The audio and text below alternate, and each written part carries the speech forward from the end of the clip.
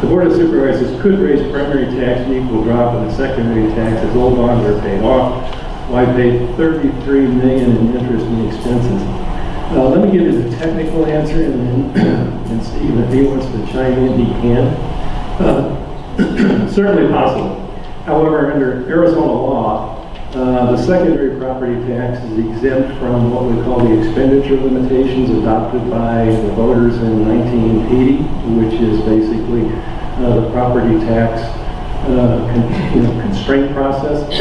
So what that does is the money that's in the primary is controlled by our constitutional expenditure limit. We could do some of this work with the primary, but we would have to what we call launder the money, which is a fancy word for saying we have to, according to the Auditor General, basically create a 3-year debt on that money.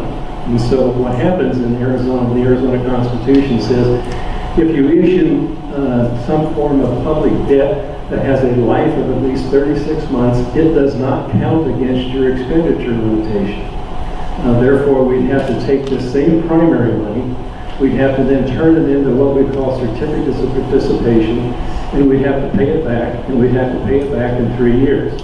And so the cost of issuance of those type of debt structures, because they're not secured by the full faith and credit of the tax base, is much more.